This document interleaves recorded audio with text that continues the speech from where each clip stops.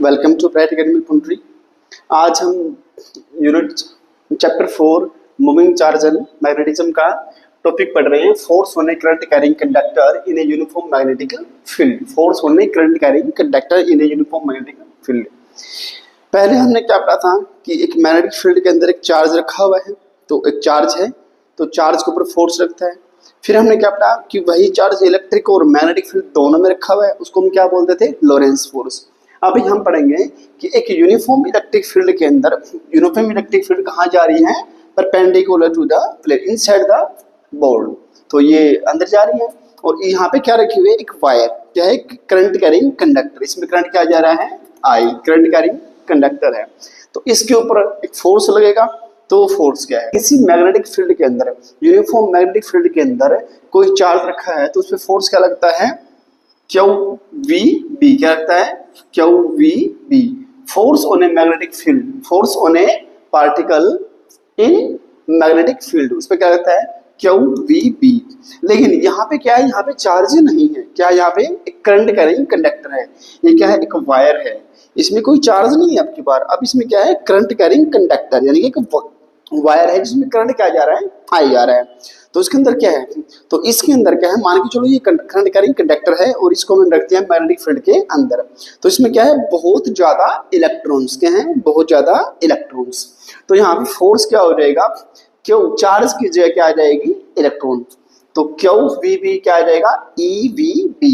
तो यहाँ पे वी जो है, यहाँ पे वेलोसिटी क्या हो जाएगी। अब यहाँ पे क्या है, बहुत ज्यादा इलेक्ट्रॉन्स हैं, यहाँ पे क्या है, बहुत ज्यादा इलेक्ट्रॉन्स हैं और वो इलेक्ट्रॉन्स मूव कर रहे हैं डायरेक्ट वेलोसिटी से, किससे, तो वी क्या हो जाएगी यहाँ पे, वी डी। तो यहाँ पे टोटल फोर्स क्या हो जाएगा, ई वी डी। अब देखिए ये फोर्स क्या है, ये फोर्स है वन इलेक्ट्रॉन पे, किस पे है, वन इलेक्ट्रॉन पे, कि एक इलेक्ट्रॉन पे जो फोर्स लग रहा है वो क्या है, ई वी बी। या फिर एक चार्ज पे जो फोर्स लगता है वो क्या है, क्यू वी बी। लेकिन अब इस करंट कैरिंग कंडक्टर के अंदर, इस वायर के अंदर कितने इलेक्ट्रॉन्स हैं, तो जितना इसका, फर्स्ट ऑफ ऑल जितना इसका एरिया है, तो टोटल नंबर ऑफ इलेक्ट्रॉन्स हमने निकाले हैं, वो क्या हो जाएगा, total number of electrons in wire के हो जाएगा, क्या हो जाएगा, जितना इसका एरिया है, एन क्या है, नंबर ऑफ इलेक्ट्रॉन्स, एन क्या है, नंबर ऑफ इलेक्ट्रॉन्स, ए क्या है, A is the area of the current carrying conductor, A is the area of cross section area, what is the cross section area of current carrying conductor, and L is the length of conductor. इस conductor की length क्या है, L, इसका area क्या है, ए, और number of क्या है, electrons. So N A L को मैंने इनसे मल्टीप्लाई कर दिया, तो टोटल फोर्स क्या हो जाएगा, ई वी बी इंटू में एन ए एल, यानी कि ये फोर्स क्या है जो एक इलेक्ट्रॉन पे लग रहा है, किस पे, एक इलेक्ट्रॉन पे। और ये क्या हो जाएगा, number of electrons per unit area, per unit volume, volume, N A into में एल क्या हो जाएगा, per unit volume. So total force क्या हो जाएगा, टोटल फोर्स क्या हो जाएगा, force is equal to A N E V D B L, A N E V D B L. और थोड़ा सा रिवाइंड करते हैं, थोड़ी सी रिवाइज करते हैं। ए एन ई वी डी, इसको हम क्या बोलते थे, करंट, क्या बोलते थे, करंट। हमने पढ़ा होगा पिछले चैप्टर में, I is equal to A N E V D. ये किस किस को याद आ रहा है, तो यहाँ से हमने इसकी वैल्यू को क्या रख दिया, आई रख दी, आई बी एल, क्या हो जाएगा, I B L, I B L. तो हमारे पास जो टोटल करंट फोर्स यहाँ पे हो जाएगा, क्या हो जाएगा, आई बी एल।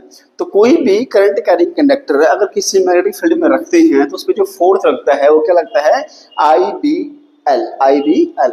इसमें एक बात और ध्यान रखी जाएगी, अगर यहाँ पे क्यू वी बी, एक ऐसा क्यू इंटू में V cross B, Q into में वी क्रॉस बी, अगर डायरेक्शन वाइज बात करें, एंगल से बात करें, तो क्यू वी बी, जैसे इन दोनों की वैल्यूज हम पुट करेंगे, यहाँ पे क्या आ जाएगा, Q V B sine of theta, क्या आ जाएगा, साइन ऑफ थीटा।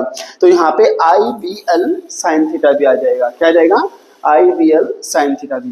तो ये हो जाएगा total force on current carrying conductor when it placed in uniform magnetic field.